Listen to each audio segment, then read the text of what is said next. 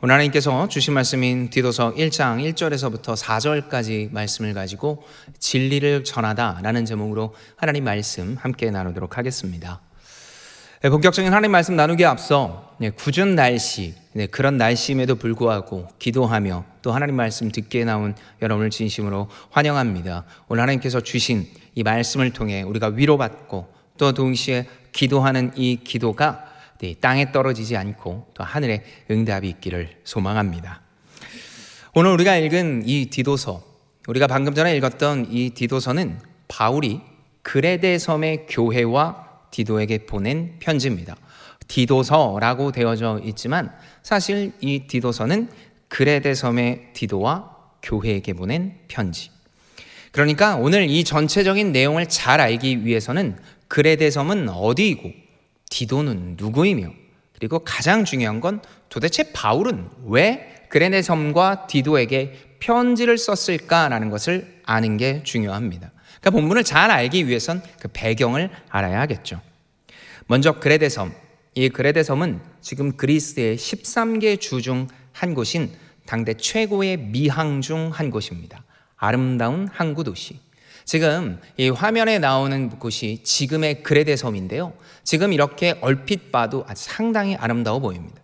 그런데 당시의 그레데 섬의 이 항구는요, 지금 우리가 상상하는 것보다 훨씬 더 아름다웠다고 이야기를 합니다. 이런 아름다운 그레데 섬은요, 몇 가지의 특징이 있는데 특히 이 세 가지의 큰 특징을 가집니다.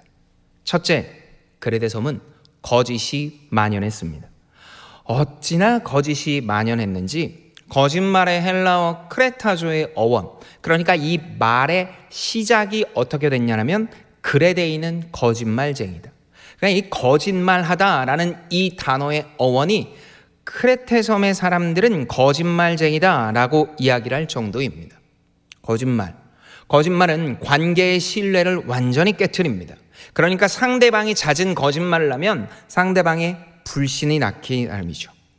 언제든 상대방이 또 속일 수 있기 때문에 불안감이 커집니다.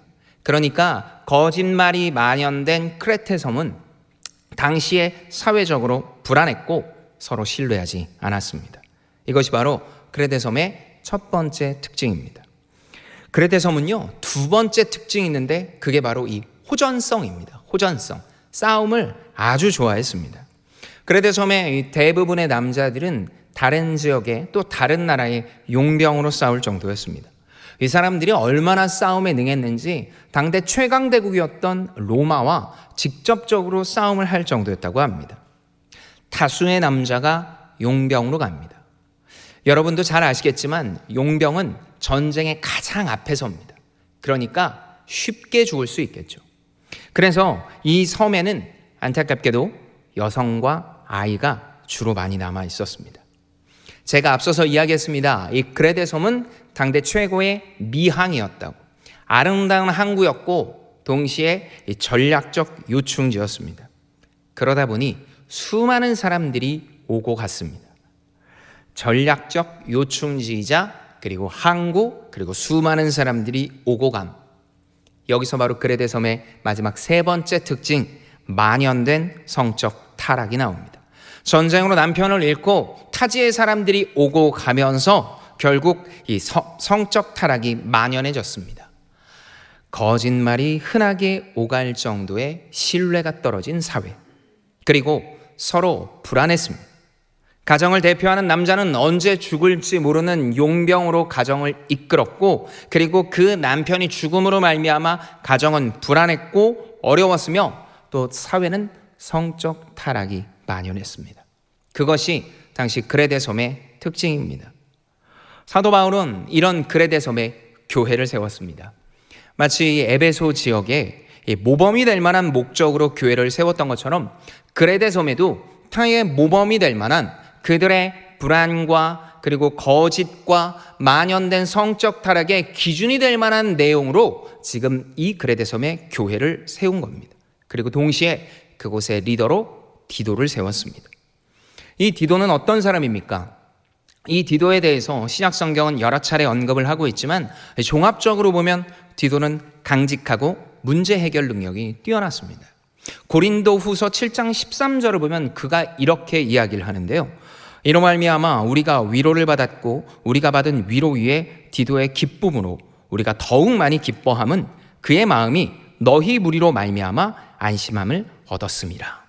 고린도 교회, 성도님들도 너무나 잘 알고 있는 것처럼 당대의 문제의 복합체와 같은 곳이 고린도 교회입니다. 성적 타락은 물론 헌금을 갈취하는 등등 수많은 문제가 가득한 고린도 교회.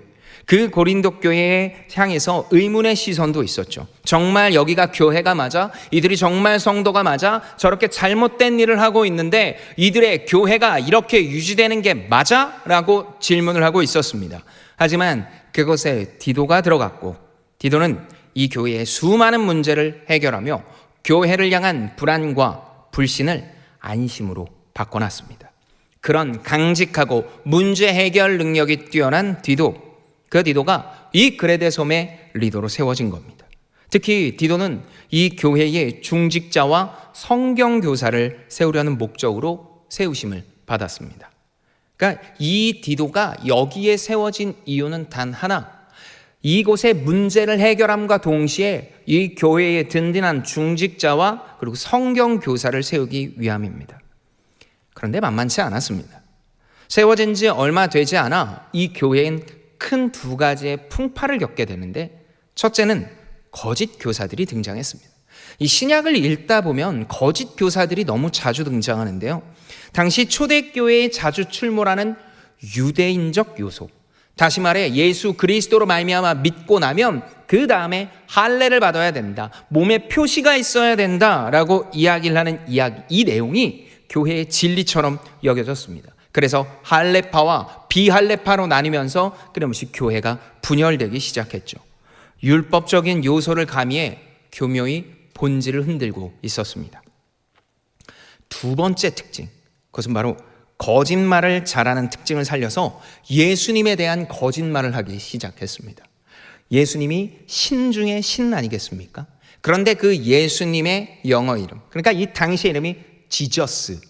그런데 당시의 자신들, 이 고대 근동 지방의 신 중에 최고의 신은 또다시 이 제우스가 있는데 그 이름이 너무 유사했던 겁니다.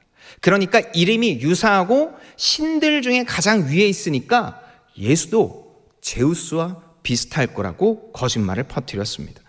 다시 고대 근동 신화에서 제우스는 최고의 신임과 동시에 음란했습니다. 그래서 이 여성 신들을 꼬드긴다고 이야기를 하는데 예수도 그럴 거다라는 이야기가 교회에 퍼졌습니다. 그릇된 이야기입니다. 예수님처럼 성결하고 정결하며 진리신 분이 그렇게 할 리가 있겠습니까? 하지만 당시 교회 안에는 이런 이야기가 진실처럼 여겨졌습니다. 할례와 비할례파, 너희들이 믿는 그 예수는 제우스와 똑같아서 여성을 꼬드긴다라는 이야기까지 세상의 덕과 기준이 되라고 힘겹게 세워진 그레데 섬의 교회, 그 교회가 내외로 아주 큰 위험에 빠졌습니다.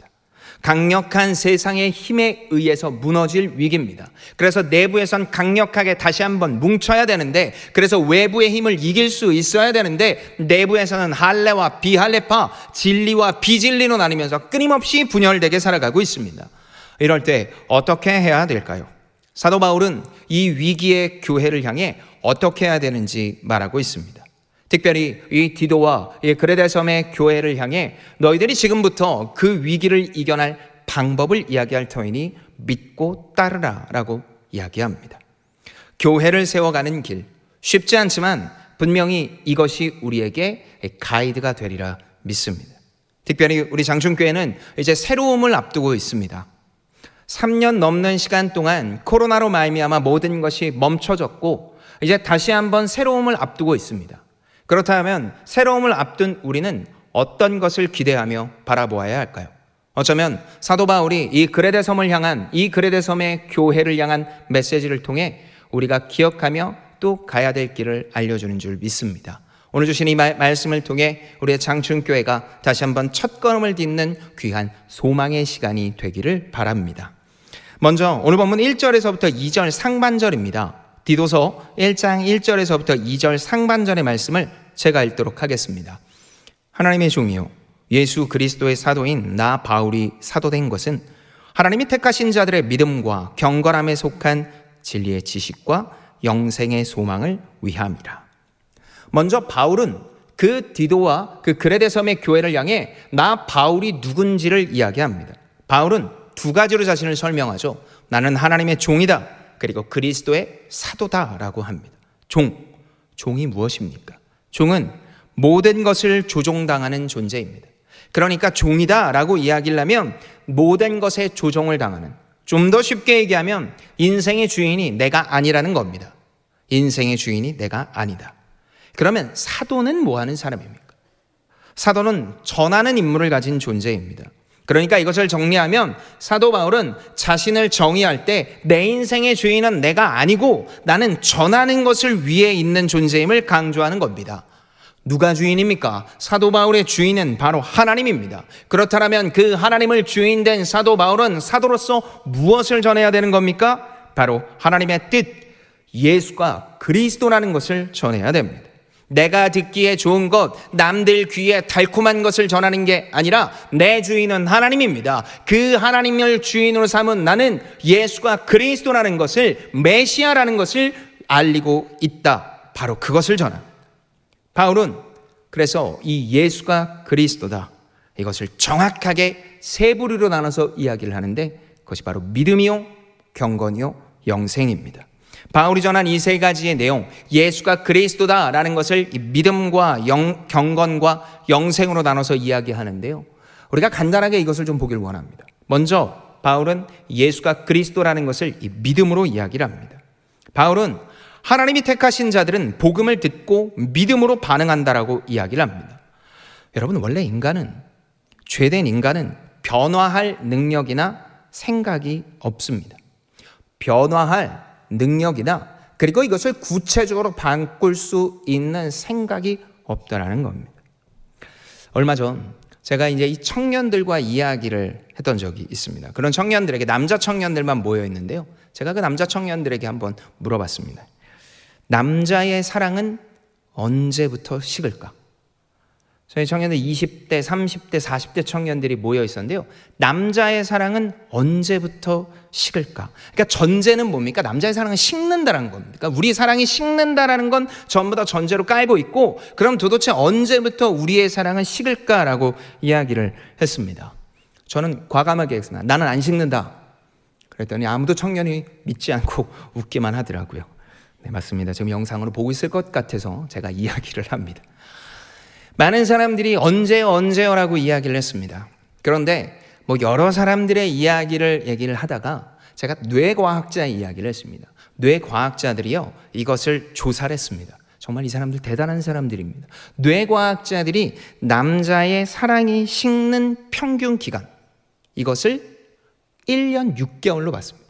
그러니까 남자가 사랑을 딱 시작하면 1년 6개월 뒤에는 사랑이 식는 겁니다. 왜냐면요, 사랑을 느끼게 하는 이 뇌에 도파민이라는 게 있는데요, 그 도파민이 남자의 뇌에서 딱 1년 6개월 때부터 줄어들기 시작한다고 합니다. 그러니까 사랑이라는 감정을 느끼게 하는 도파민이 1년 6개월 뒤부터 줄어든다는 거예요.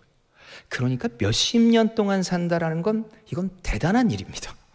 결혼을 하고 몇십 년을 산다라는 건, 그래서 제가 지금 여기서 보고 있지만 정말 대단한 일을 하고 계십니다. 이 사랑이 계속 유지된다는 건 이건 그래서 인간의 힘으로는 될 수 없구나라는 것을 깨닫게 됐습니다. 근데 이 내용을 제가 청년들에게 이야기했어요. 그러니까 여성들, 자매들이요, 남자들이 사랑에 식는다고 너무 좌절하지 마라. 원래대로 돌아가는 거다.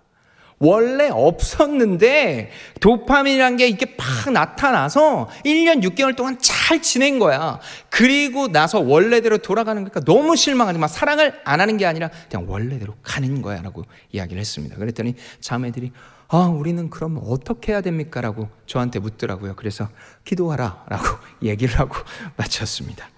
여러분, 사랑은 삶에서 참 중요한 겁니다. 그런데 이 중요한 것도 인간은 자신의 뜻대로 변화할 수도 없고요, 만질 수도 없고, 그리고 이것에 대한 뚜렷한 방침도 없습니다. 그런데 그 사랑보다 모든 것을 감싸고 있는 인생은 어떻습니까? 원래 변화할 능력도 생각도 우리는 가지고 있지 않습니다. 이것을 사도 바울은 에베소 교회를 향한 편지에서 이렇게 이야기를 합니다. 에베소서 2장 1절입니다. 그는 허물과 죄로 죽었던 너희를 살리셨도다. 우리가 허물과 죄로 덮여 있답니다. 그래서 그것이 하나님과 분리된 영적으로 육적으로 죽을 수밖에 없는 존재가 되었다라고 이야기를 합니다. 거룩하신 하나님, 정결하신 하나님, 죄와는 조금도 함께할 수 없는 그 하나님과 우리가 더 이상 함께할 수 없는데 함께해야만 살 수 있기에 우리는 그 안에서 이것도 저것도 할 수 없는 존재가 되어져 버렸습니다. 하나님은 그런 우리를 놓고 어떻게 하십니까? 그냥 너희들은 놔둬라, 너희들은 그렇게 살아라, 너희들 때문이다라고 놔두시지 않고 어떻게 이야기를 하십니까? 바로 당신의 가장 사랑하는 자녀인 예수와 맞바꾸시고 우리를 살아가게 하십니다. 에베소서 2장 5절의 말씀입니다. 우리가 조금 긴 본문이지만 다 같이 한 목소리를 읽도록 하겠습니다. 에베소서 2장 5절입니다. 시작. 허물로 죽은 우리를 그리스도와 함께 살리셨고 너희는 은혜로 구원을 받은 것이라. 아멘. 하나님이 택하신 자녀는 이런 복음을 듣고 어떻게 됩니까? 믿음으로 취하게 됩니다.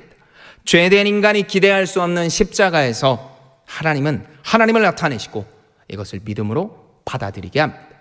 예수 그리스도, 바울이 전한 그 예수 그리스도의 핵심, 그 첫 번째가 바로 이 믿음으로 나타납니다.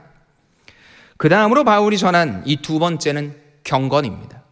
경건은 사실 믿음 이후의 모습입니다. 믿음이 싹 틔우고 더 성장하기 위해서 수고롭지만 분명한 경건이 필요하죠. 제가 앞서서도 이야기했지만 이 그레데 섬은 성적으로 타락이 됐습니다. 그것이 만연되어서 어떻게 고칠지 몰랐습니다. 그런 사회에 이 교회는, 그리고 이 그레데 섬의 성도는 응당 경건해야 되고 모범이 될 만해야 됐습니다. 그래서 이 경건은 바른 교훈에 합당한 행동이라는 뜻을 가집니다. 바른 교훈에 합당한 행동, 바른 교훈인 그 믿음에 합당한 행동이 경건이며 결국 이것이 믿음의 열매입니다. 반드시 믿음은 이 경건의 열매를 맺어야 됩니다. 옳은 것을 믿는 믿음, 입술로만 지키는 믿음을 넘어서 하나님께 삶을 드리는 그 모든 것이 필요하다는 것, 그것이 바로 그리스도가 예수다, 예수가 그리스도다 라고 이야기를 하는 사도 바울의 두 번째 핵심 내용입니다. 마지막으로 바울이 전한 것이 있습니다. 그것은 바로 영생입니다. 사실 앞서서 이야기한 믿음과 경건은 타종교에도 있습니다.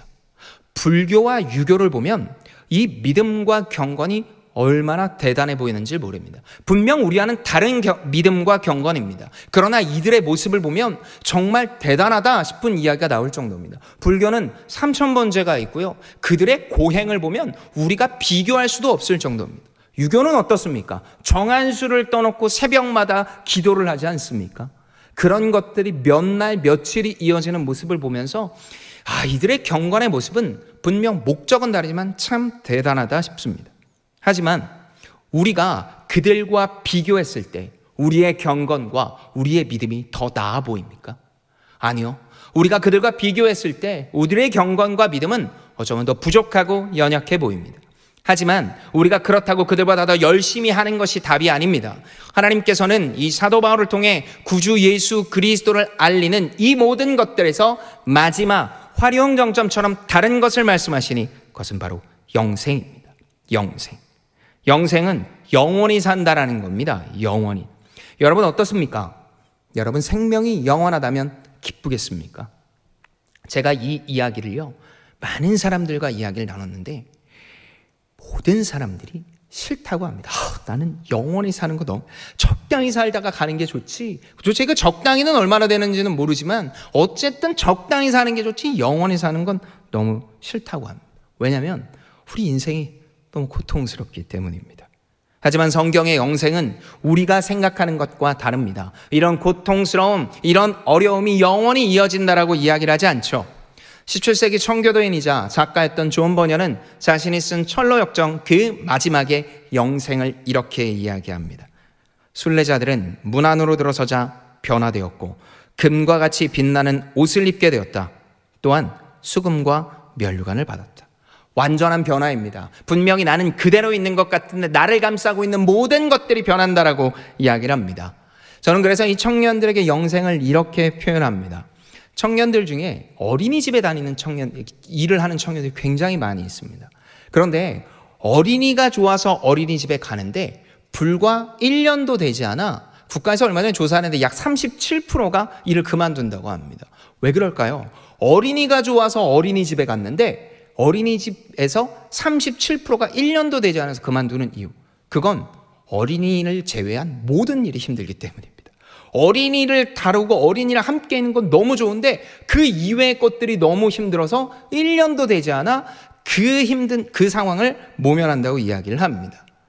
그런데 영생은 자기가 너무너무 좋아하는 일, 그것만 남는 겁니다. 영생은 내가 너무너무 좋아하는 바로 그것만 남고 부질없는 먼지와 같은 것들은 다 사라지는 상황. 심지어 내가 가지고 있는 질병, 내가 가지고 있는 신체의 연약함이 있다고 하더라도 그것이 불편해지지 않는 것. 그래서 불편함과 고통과 시련과 어려움은 하나도 남지 않고 행복하고 즐거운 것만 영원히 남게 되는 것. 이전에 믿음과 경건을 가진 자들, 그 자들이 바로 어떻게 된다라고 이야기를 합니까? 그것을 붙잡고 살아간 자들에게 이 모든 영생이 주어질 것이다 라고 이야기를 합니다.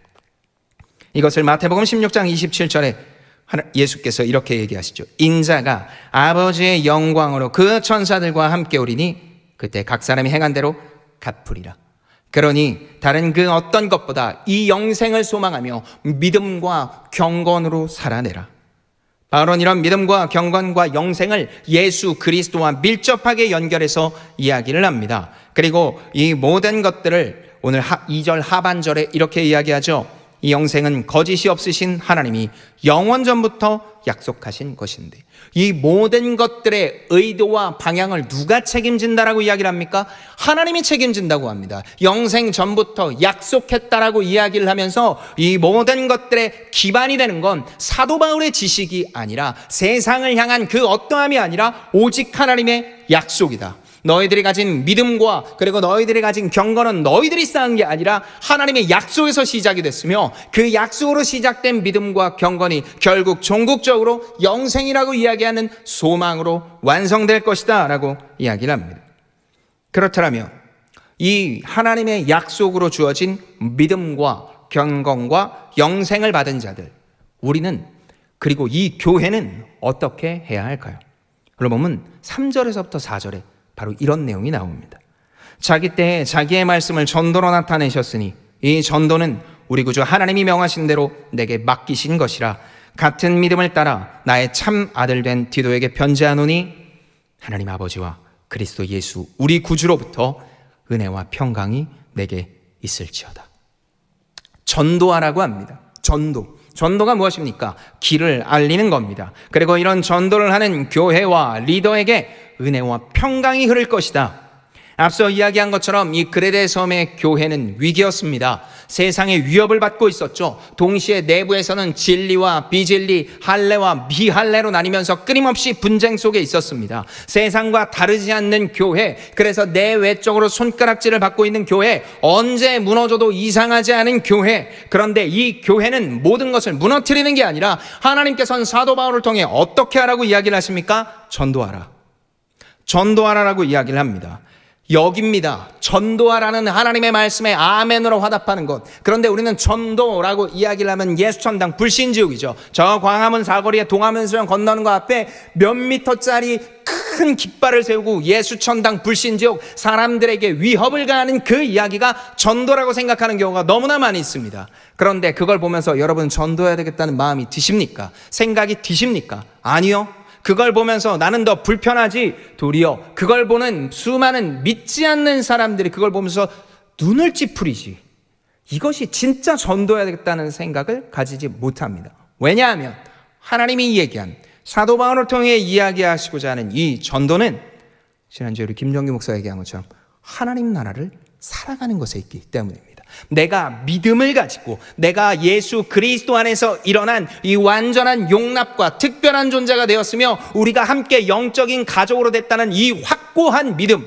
그래서 여기 이 디도에게 바울이 나와 같은 믿음을 가진 바로 너를 향한 그 동일한 믿음을 가지고 있다면 여기서 이야기한 이 경건을 이루어 나갈, 그리고 동시에 이 경건으로 말미암아 우리는 세상과 다른 선택을 해나가는, 그래서 세상에서는 끊임없이 더 많은 것을 가지고 더 많은 걸 소유해야 되며, 그래서 그것을 가지고 떵떵거리며 살려고 이야기를 하지만, 하나님께서는 사도 바울을 통해 영생을 가진 자는 내게 주어진 모든 것들, 너에게 주어진 그 모든 것들이 하나님의 나라를 위함이며 그것을 위하여 사용할 때 진정으로 세상은 교회에 전도당하게 될 것이다 라고 이야기를 합니다.